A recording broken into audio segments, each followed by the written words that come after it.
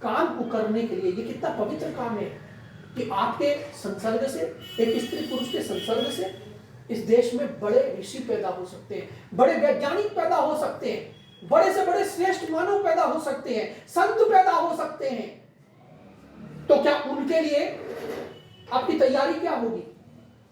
उस तैयारी पर फोकस करने के लिए विवाह संस्कार किया जाता है कि आप उस मन से जुड़े, स्त्री पुरुष उस बौद्धिक क्षमता से, उस शारीरिक सौष्ठव से, स्वास्थ्य के साथ आप जब संसर्ग करते हैं तो आप श्रेष्ठ संतति को पैदा करते हैं, श्रेष्ठ संतति को जन्म देते हैं। तो लड़कों को, लड़कियों को समझाकर विवाह करना चाहिए, उन्हें बताना चाहिए कि आप विवाह क्यों कर रहे हैं।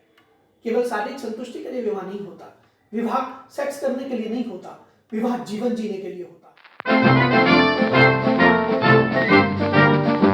नमस्कार, सवाल जवाब की अगली कड़ी में आपका स्वागत है। प्रश्न आया है कि विवाह की सही आयु क्या है, विवाह की सही उम्र क्या है। बहुत ही सामाजिक प्रश्न है, आवश्यक प्रश्न भी है, लेकिन इस प्रश्न में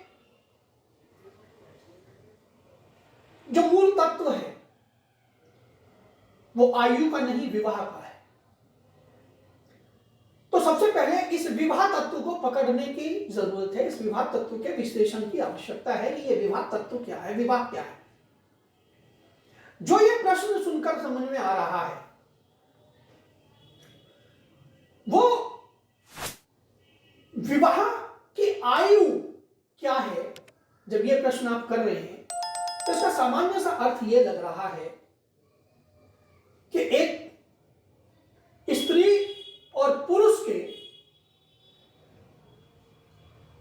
संसर्ग की सही उम्र क्या है, सेक्स की सही उम्र क्या है। आप ये ऐसा लग रहा है इस प्रश्न को सुनकर कि आप ये पूछना चाहते हैं कि सेक्स की सही उम्र क्या है। क्यों? क्योंकि जब इसे आप उम्र से जोड़ते हैं तो विवाह को सामान्य रूप से आज के दौर में सेक्स करने का प्रमाण पत्र मान लिया जाता है कि स्त्री पुरुष को विवाह कर दिया जाए तो उनको समाज प्रमाणित करता है कि आप दोनों अब साथ जीवन जीकर, संसर्ग करके या सेक्स करके जीवन को साथ साथ जी सकते हैं। सामान्य रूप से विवाह को आजकल ये मान्यता हो गई है, क्योंकि विवाह तो बड़ा संस्कार है भाई। उस विवाह के संस्कार की बात तो समाज में हो ही नहीं रही है।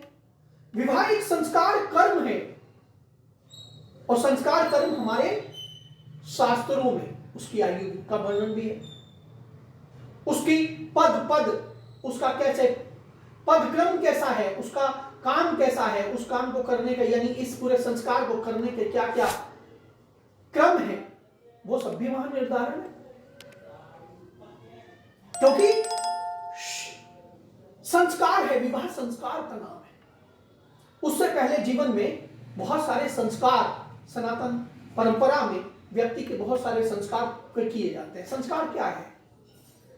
संस्कार है किसी व्यक्ति को किसी कार्य विशेष के लिए तैयार करना, उसके मन को तैयार करना, उसके मस्तिष्क को तैयार करना। जैसे अन्नप्राशन संस्कार है, बच्चे के लिए होता है।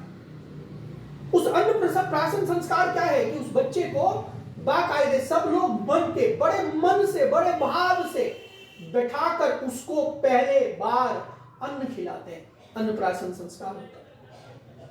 फिर उसके बाद उसका जो है जब ब्रह्मचर्य आश्रम में जाता है तो उसका कुछ और संस्कार होता है ना। इसी तरह संस्कारों के क्रम में एक विवाह संस्कार आता है। जब उसको गृहस्थ आश्रम में जाना होता है तो उसका हम विवाह संस्कार करते हैं। ये आयु होती है जो, और ये आयु कौन सी होती है? ये आयु वो होती है जब स्त्री और पुरुष दोनों के जननांग पूरी तरह से विकसित हो जाते हैं। उस अवस्था में हम विवाह संस्कार करते हैं। विवाह संस्कार का मायने क्या है? विवाह संस्कार क्यों करते हैं? विवाह संस्कार केवल स्त्री पुरुष के आकर्षण का संस्कार नहीं है। समाज की जिम्मेदारी को कंधे पर लेना है। समाज की वास्तविक जिम्मेदारी क्या है? हमारे समाज की वास्तविक, हम समाज में पैदा हुए तो हमारी समाज की सामाजिक जिम्मेदारी अधिक है। हमें इस समाज व्यवस्था में आना होगा, हमें अपनी जैसी संततियां पैदा करनी होंगी, पालन करना होगा, क्योंकि हमारी जो संतति है उन संतति के रूप में ही इस व्यवस्था को, इस पूरी की पूरी प्रकृति को श्रेष्ठ जन्म की प्राप्ति होती है, ऋषि मुनियों की प्राप्ति होती है, यहाँ तक कि देवों की प्राप्ति होती है। भगवान राम हुए या कृष्ण हुए, सब इसी प्रजनन क्रिया से निकल कर आए हैं, सब इसी से निकल कर आए हैं। तो इस काम को करने के लिए ये कितना पवित्र काम है कि आपके संसर्ग से, एक स्त्री पुरुष के संसर्ग से इस देश में बड़े ऋषि पैदा हो सकते हैं, बड़े वैज्ञानिक पैदा हो सकते हैं, बड़े से बड़े श्रेष्ठ मानव पैदा हो सकते हैं, संत पैदा हो सकते हैं। तो क्या उनके लिए आपकी तैयारी क्या होगी?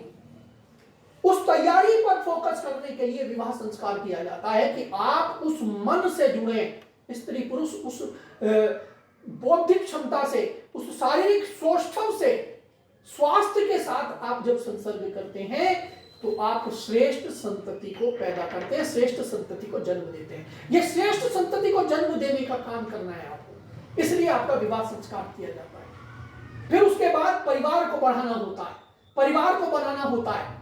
जो हमारी से पहली पीढ़ी है, हमारे बाप दादा, उन सबका जब उनकी आयु, जब उनका शरीर रुग्ण हो जाएगा, उनकी सेवा भाव हमें करनी होती है। ये हमारा क्रम है ना जीवन का। बच्चा पैदा हुआ, अगर विवाह संस्कार के बिना बच्चे पैदा होते हैं तो कूड़े में डाल दिए जाते हैं, लेकिन जब संस्कार से बच्चा पैदा होता है, जब विवाह के बाद बच्चा पैदा होता है तो पूरा का पूरा परिवार उसका उत्सव मनाता है, लाड़ प्यार से उसको पालता है, और उसके जो लाड़ प्यार है वो पूरा परिवार उसको दे रहा है कि जब बचपन में जिस परिवार से उसने लाड़ पाया, जवानी में अपने पुरुषार्थ से उस परिवार का सिंचन करता है, जवानी में अपने पुरुषार्थ से कमाकर लाकर उस परिवार का भरण पोषण करता है। और जब ये हमारे बुजुर्ग जिन्होंने हमें पैदा किया, जिन्होंने हमें बड़ा किया, जब ये बुजुर्ग होने लगते हैं तो इनकी सेवा का काम, इनकी सेवा का भाव हमारे भीतर जागृत होता है। फिर यही क्रम, इस पूरी पीढ़ी का क्रम चलता रहता है। विवाह नामक संस्था तो ये है ना, विवाह का चक्र तो ये है कि पूरा जीवन जीने की कला यहाँ से आती है। यहाँ से बच्चे से लेके और बुढ़ापे तक की पूरी व्यवस्था विवाह नामक संस्था हमें पैदा करके देती है। समाज में कैसे रहना है, चारित्रिक कैसे रहना है, वह अपने चरित्र का, अपने स्वास्थ्य का, अपने खान पान का, अपने व्यवहार का पूर्ण निवारण कैसे करना है, ये काम विवाह करता है। तो विवाह की सही उम्र है जैसे ही आपकी जवानी में, जैसे ही आपके शरीर के यौवनांग आपके पूरे हो गए, आपकी शारीरिक आवश्यकताएं, भोजन और वस्त्रों से हटकर, घर से हटकर कुछ और शारीरिक जरूरतें भी आपकी पैदा हो गई, ठीक उसी समय हमें विवाह करना चाहिए। और सभी बच्चों को विवाह करना चाहिए, लेकिन स्त्रियों को और पुरुषों को, बच्चों को, लड़कों को और लड़कियों को समझाकर विवाह करना चाहिए। उन्हें बताना चाहिए कि आप विवाह क्यों कर रहे हैं। केवल शारीरिक संतुष्टि के लिए विवाह नहीं होता, विवाह सेक्स करने के लिए नहीं होता, विवाह जीवन जीने के लिए होता है। विवाह पूरे के पूरे, यदि आप इसको बहुत अनुष्ठान के साथ, पूजा के साथ करते हैं, ये पूजा बना दिया ना, इसे पूजा के साथ करते हैं। और बहुत सारे लोग कहते हैं कि नहीं, बहुत सारी बात होती है, अलग अलग बहुत सारे लोग चैनलों पे सेक्स पर बहुत उल्टी सुल्टी बातें कर रहे हैं। मैं वहां नहीं जाना चाहता, लेकिन मैं इसे बिल्कुल परम पवित्र संस्कार मानता हूं। और मैं मानता हूं कि इस विवाह नामक संस्थान के में बहुत सारी जिम्मेदारियां आती हैं, बहुत सारा संयम बरतना पड़ता है, एक दूसरे के भावनाओं की कदर करनी पड़ती है। और जहां एक दूसरे की भावना टूटती है वहां परिवार टूटते हैं, वहां घर टूटते हैं। तो इसलिए विवाह की जो सही उम्र है वो उस यौवन अवस्था को मैं कहूंगा जिसमें आपके जननांग स्त्री के पुरुष के जिस आयु में पूरे हो जाते हैं, वो एक फर्टिलिटी का जो आपकी साइकिल है वो जब शुरू हो जाती है तब विवाह का सही समय होता है। तो आइए, अभी आज की इस कड़ी में इतना ही। कल हम फिर एक नए सवाल के साथ आपसे जुड़ेंगे। तब तक के लिए इजाजत दीजिए। धन्यवाद। मेरी इस वीडियो में आपको कोई भी बात अच्छी लगी हो आप जरूर कहें, आपका भी कोई सवाल हो तो आप हमसे पूछ सकते हैं। बहुत बहुत धन्यवाद।